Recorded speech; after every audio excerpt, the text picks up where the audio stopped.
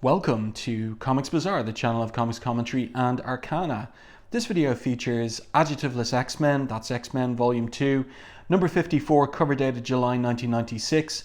And this is the issue, as the cover caption here on the left proclaims, where the secret is revealed. And then you can see here I have on the right a special collector's edition with a hollow foil cover and the revelation that Onslaught is Professor X there.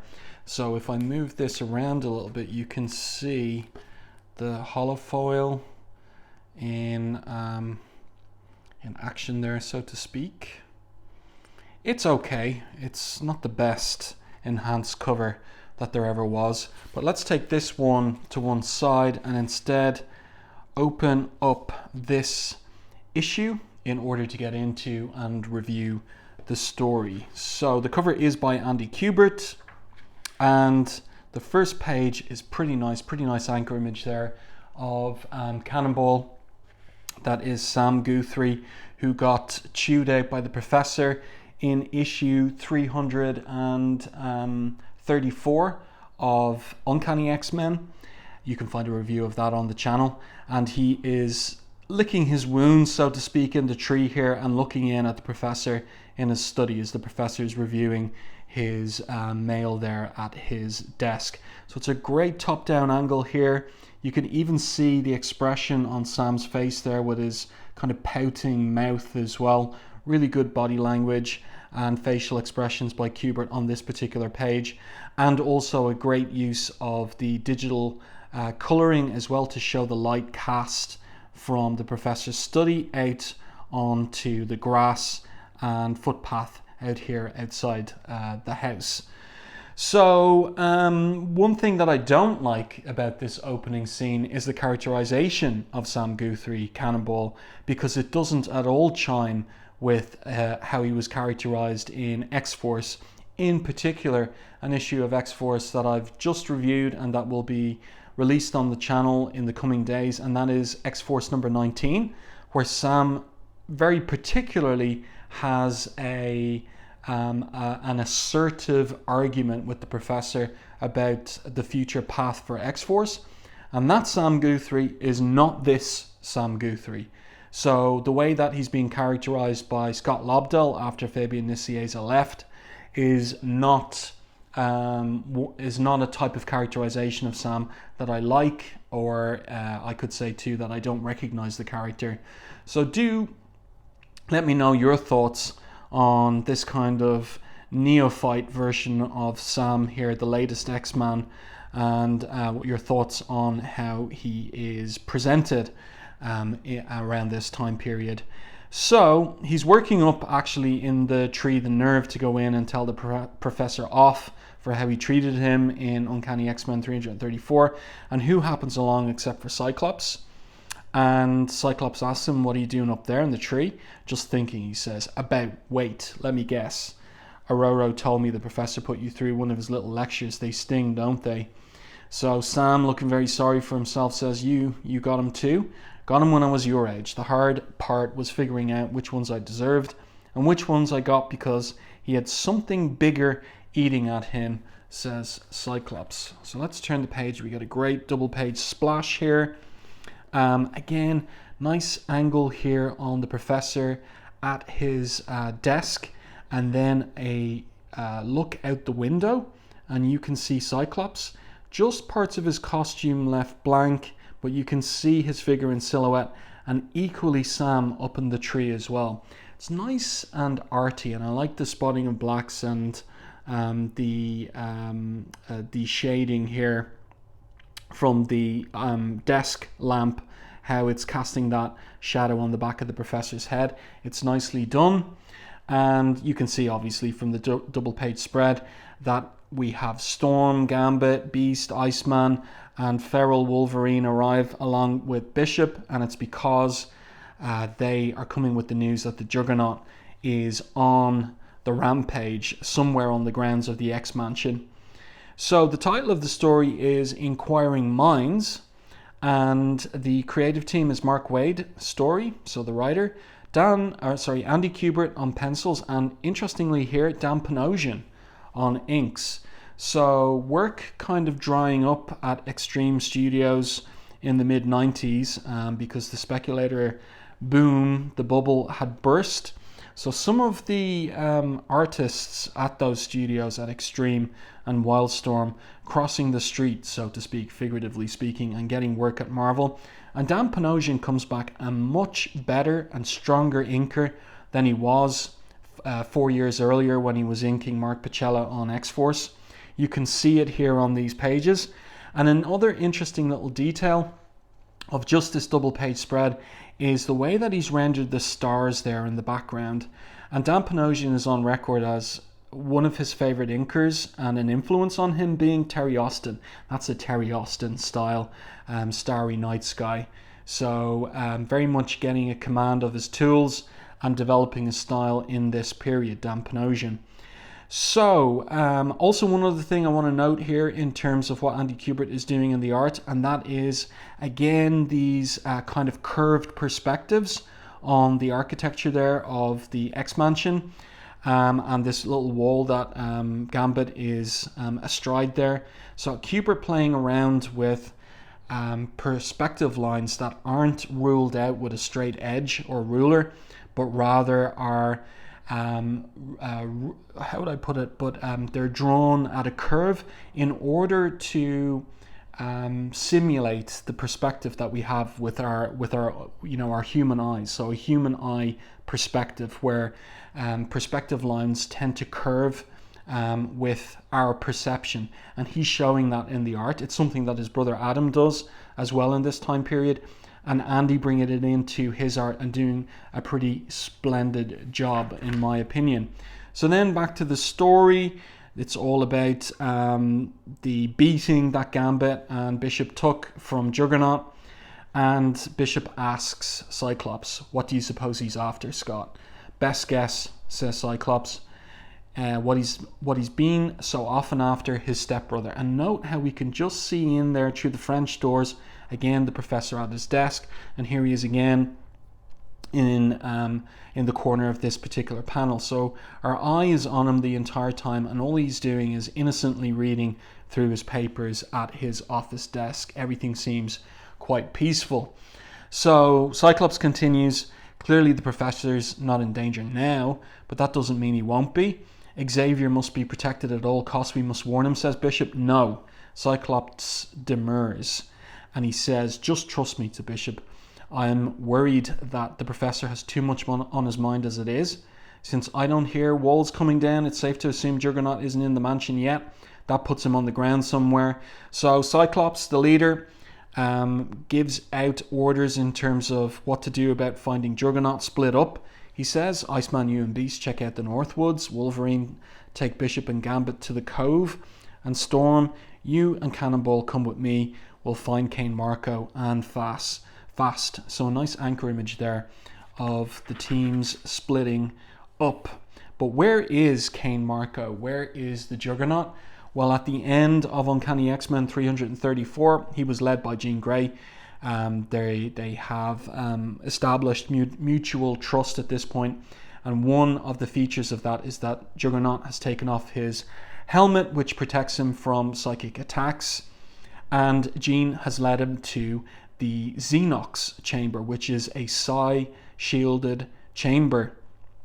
And so she has the Juggernaut sit down, and she tells him, we'll be safe down here.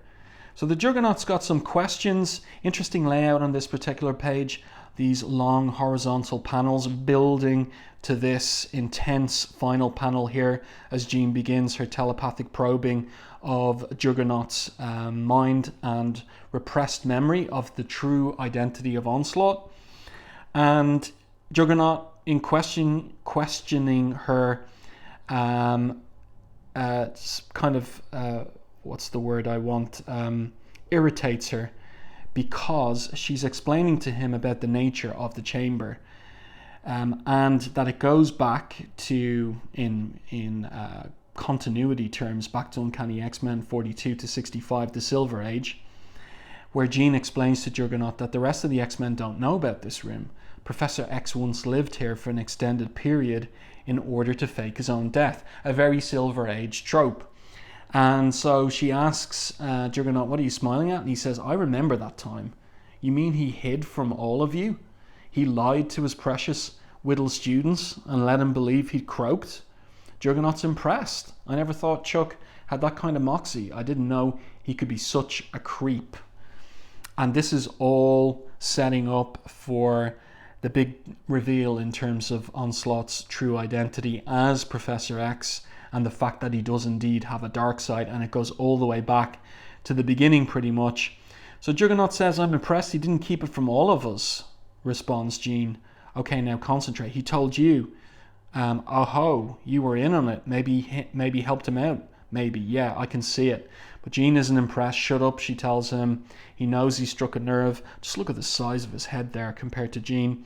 Yes, a raw one in the third person narration, one exposed by Onslaught when he showed Jean Grey the dark sides of Charles Xavier. That was in the previous issue of Adjectiveless X-Men. Dark thoughts, dark emotions, none that make her even remotely comfortable in the presence of the man who was once like a father to her, because that's when she was in the previous issue shown by Onslaught the Professor's repressed memory of admitting to himself that he loved Jean Grey when she was 16 years old. So here is Juggernaut still not giving up. He did what he, or rather Jean says to Juggernaut, he did what he did to save the planet, Marco. The Professor is the most powerful telepathic mind alive.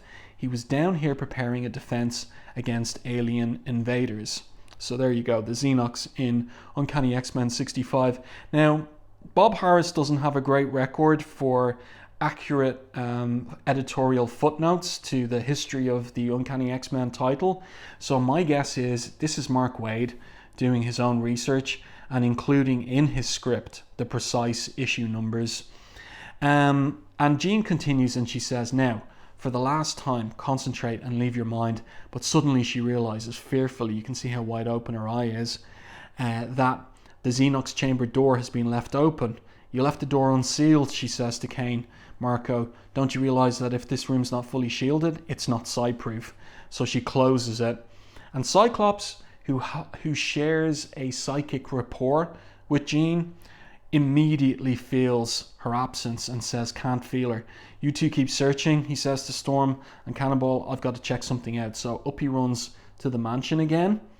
And the scene, okay, now here is something that is a little bit questionable again in terms of Cannonball's characterization. He says to Storm, I don't get it. Why can't the Professor reach out and find Juggernaut with Cerebro or even telepathy? And Storm gives him a lesson. You've still much to learn, child. Cerebro is a mutant detector. Juggernaut is a human, equipped with an almost mystic armor, which makes him invisible to psi scans.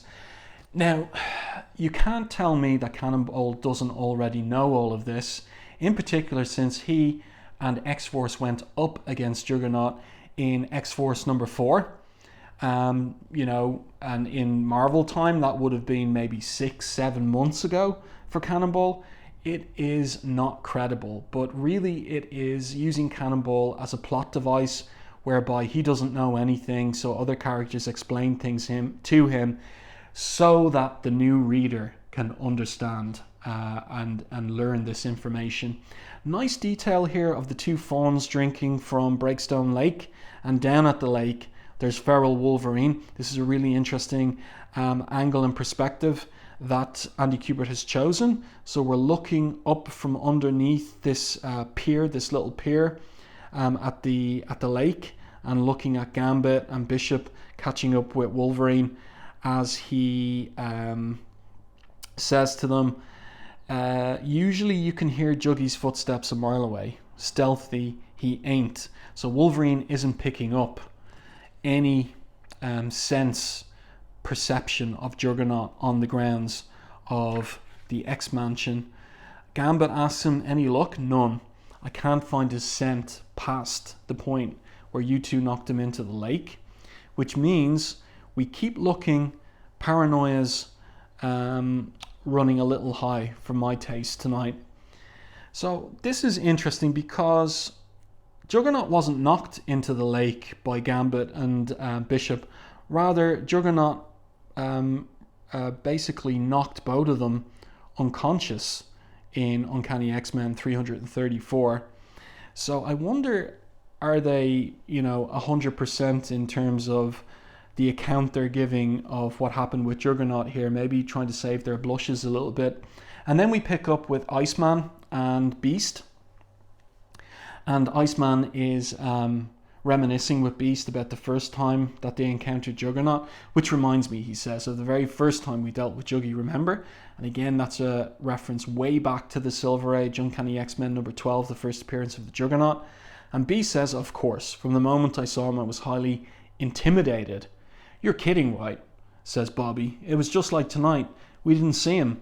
He was rampaging outside the mansion, coming right for us, tearing through every wall, and nobody knew exactly who or what he was. And all of this is because this Beast is not, and I always make this pun, is not the real McCoy.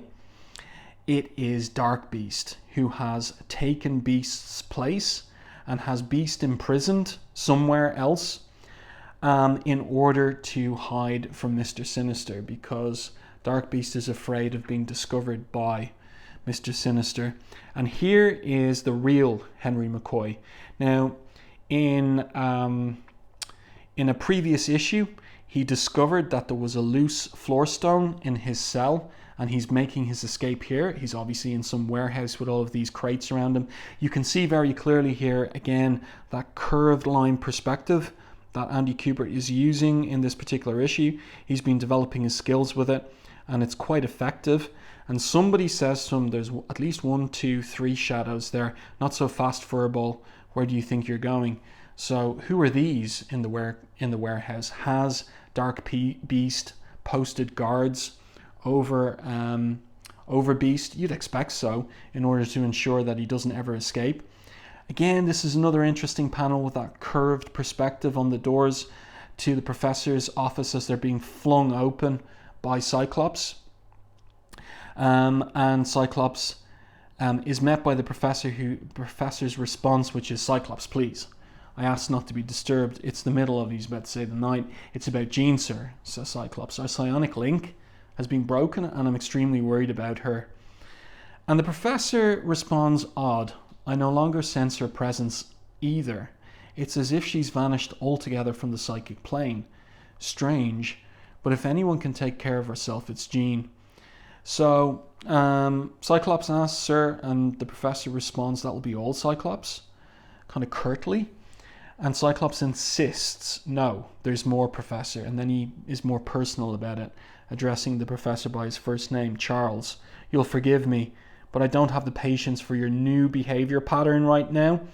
You're troubled by something clearly, which is the reason Jean didn't come to you today after she met Onslaught. So that shocks the Professor, but there's something weird about the drawing of the eye here, where the corner of the eye is underneath it, or is this a little tear that's emerging from his eye? It's very strange. It's a strange little quirk of this particular drawing. Not sure what Kubert was going for there, but it looks weird. And also there's a colouring error there as well. So Cyclops' forehead is coloured in blue, and that is an error. And let's see. So that's right, says Cyclops. According to Jean, he's a mega psi, and he claims to be powerful enough to annihilate us all. Perhaps your computer files. And then Cyclops is taken aback to see Franklin Richards, the son of Reed and Sue Richards, on the computer screen. And he asks the Professor, like, what's all this about? And the Professor says, I honestly have no idea, Scott. If I did indeed pull that up, I no longer remember why. How odd. Very well, Scott. I'll find a way to search for Onslaught and Jean.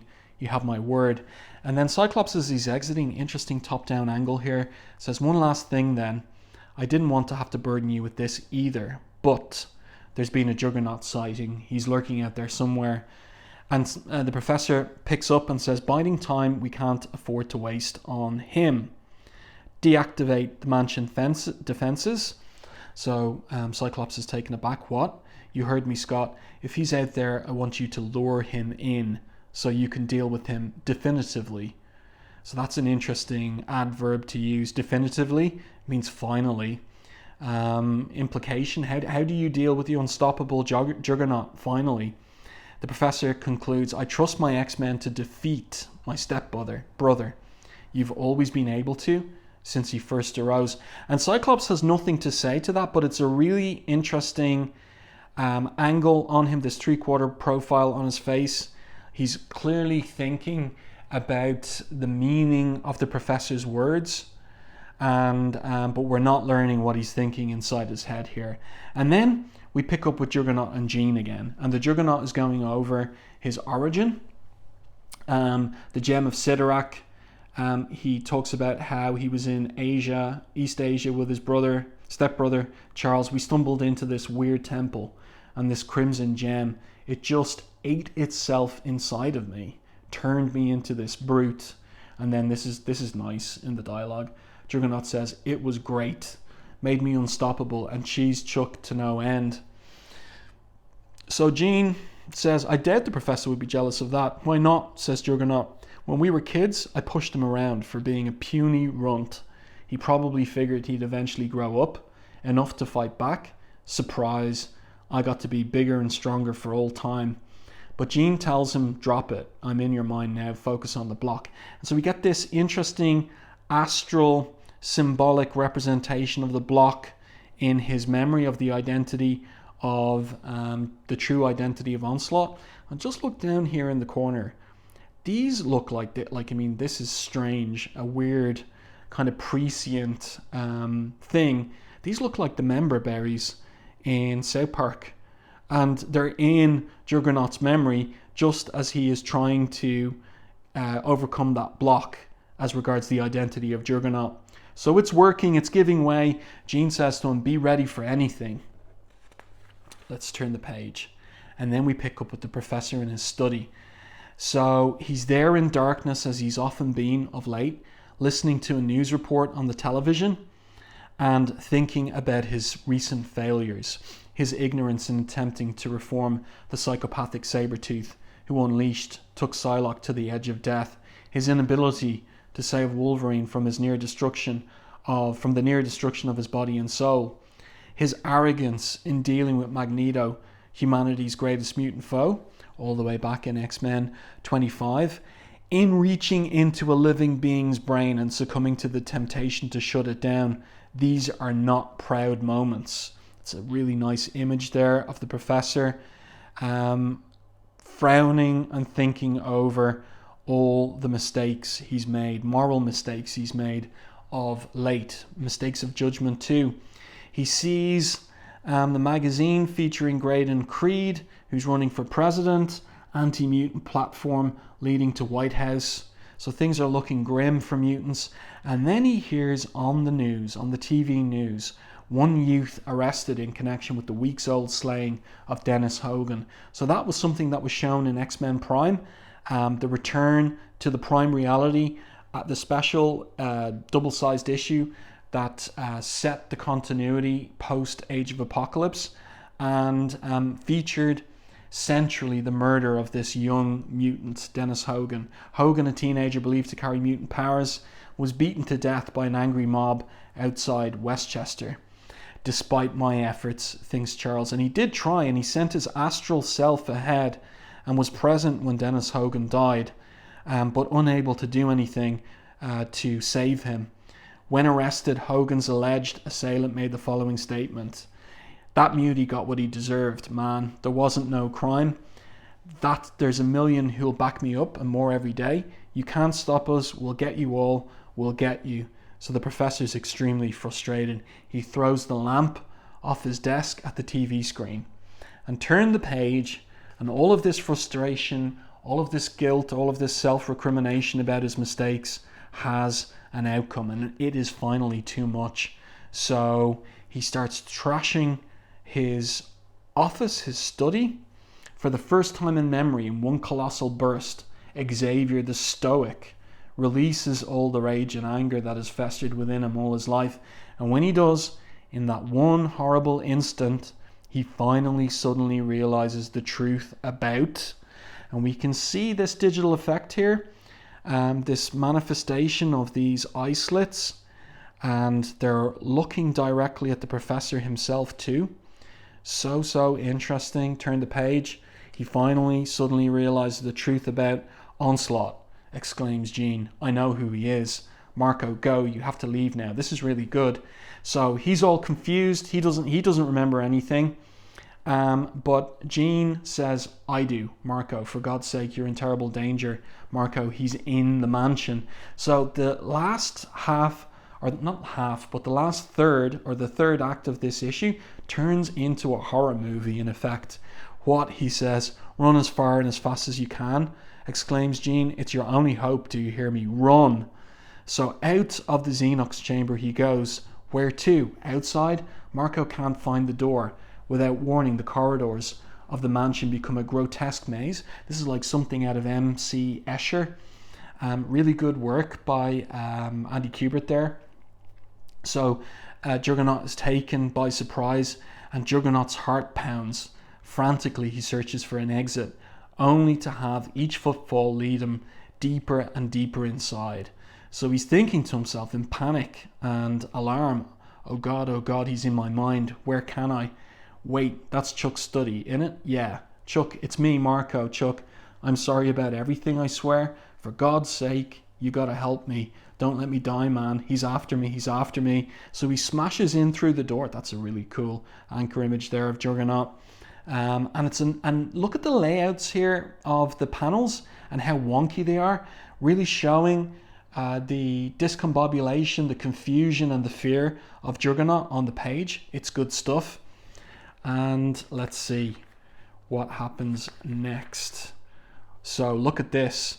Like I said, like a horror movie. So the professor's wheelchair is overturned. The study is trashed. Juggernaut is casting this huge shadow here. And of course he doesn't have his helmet, so he's unprotected from any psychic attacks. And then this big hand is reaching out to him from behind him and picks him up. And the Juggernaut is huge, and it's been established how big he is in this issue compared to Jean. And just look at how small he is in comparison to Onslaught. Great anchor image of Onslaught there as well. And Juggernaut starts begging, don't kill me, man. And Onslaught responds, kill you, King Marco. What a splendid idea. But how would that be possible? You're protected by the Crimson Gem of Sidorak. And that's why we got a little retelling of Juggernaut's origin earlier in the issue. So long as it stays bonded to you, you're indestructible. And then this is remarkable. So Onslaught puts his fingernail into Juggernaut's chest and pulls out the gem. So long as, he says, that's it, Marco. Whimper, beg for my mercy. Do you realize how long I've been waiting for this moment? And here is the big reveal. All my life, says Onslaught / Professor X. So all that bullying of the professor that Juggernaut admitted to earlier, this is the comeuppance. This is the professor getting payback, and it all has to do with the unleashing of his dark side because of all the pressure he's been under in recent months, beginning with the savage beating of the young mutant in X-Men Prime. So, and even before that, of course, going back to his decision, moral, immoral, to shut off Magneto's mind. So the professor now communicates to his X-Men telepathically. This is Professor Xavier. Please give me your utmost attention. You are to abandon your hunt immediately. And Cyclops asks, Professor, do you think that's wise? And the professor responds, I no longer believe Juggernaut to be a problem, Scott. In fact, we have far more urgent matters to discuss. Come to me, my X-Men. So that phrase of the professor's that goes all the way back to the Silver Age, but now perverted and turned on its head by the professor's dark side emerging. Good stuff to be continued in X-Men Onslaught, and also in the regular issues of the two X-Men titles. So next month the Onslaught continues in Uncanny X-Men 335, and in X-Men number 55 the Sentinels take Manhattan. The X-Men team up with the Avengers, and at long last Magneto returns.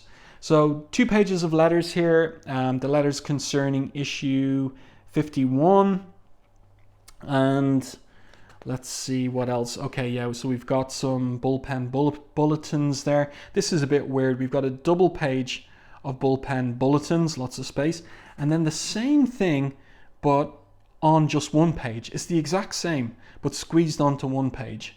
And then at the end of the issue, there's just this roadmap in respect of Onslaught, all the key issues going back to Uncanny X-Men 322, issues of X-Force as well there. So I do hope that you enjoyed this review and commentary on X-Men number 54, the issue that reveals the true identity of Onslaught as Professor X. Let me know your thoughts on this big reveal and this issue itself in the comment section to the video. If you enjoyed my review and commentary, please like the video on YouTube. It really does help the channel. And if you haven't done so already, subscribe to the channel and stay tuned for more content like this.